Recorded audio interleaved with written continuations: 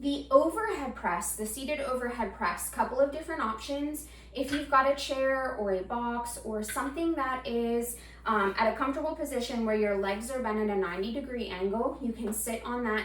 This can also be done down on the floor. I will show you both options. You also have two options for your arm placement. You can do this in a neutral press, which is a little bit more of a narrow position where you're almost forming that letter H with your arms, or you can do this in a wider press position where you are sitting. Now the thing here is, as you're dropping down, you're gonna make more of a letter W with your arms for this. This would be here, and then push up into that overhead position, let those elbows come back down, back to the start, back to that W position. So these can start off as just a body weight only, where you're just focusing on your form.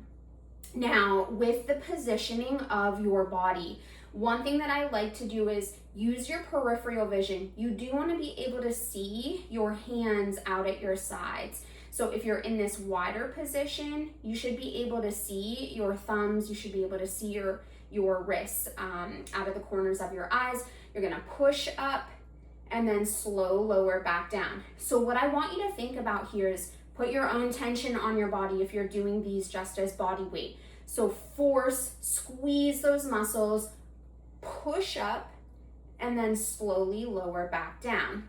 If you're here, you're gonna be more in this position, same thing, tense up, really squeeze those muscles, push up overhead, pull back down. If you had weights, you would be pulling them right about to that shoulder height if you're doing more of that narrow or that neutral.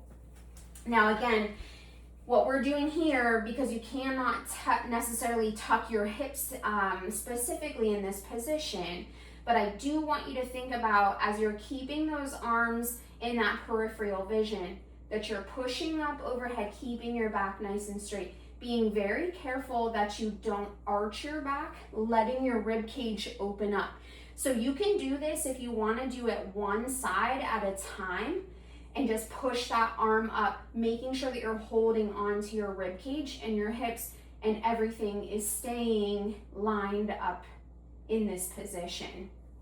So with our dumbbells, what this is going to look like, a couple of different options. I sit on the edge if I'm doing these on a chair, or if I'm on an elevated surface.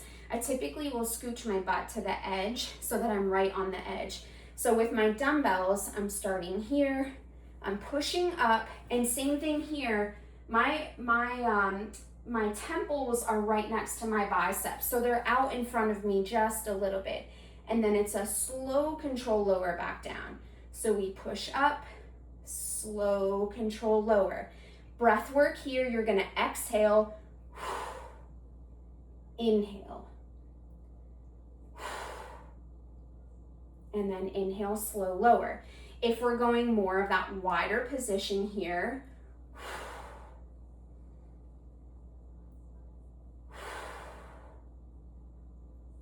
so same thing, I can see my dumbbells, I can see my fingertips out of my peripheral vision when they're out to this side.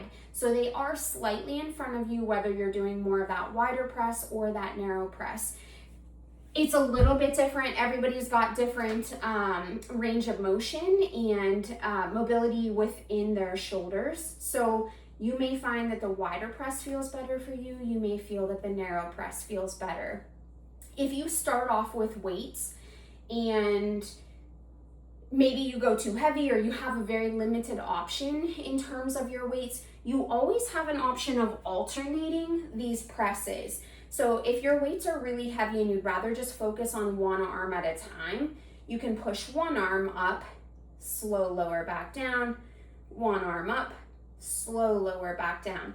Again, being very mindful of trying to keep your ribs and your hips stacked over top of each other so you're not arching your back, flaring those ribs open. Same thing with the wider press. You can push up, slow lower back down, push up with that slow lower back down.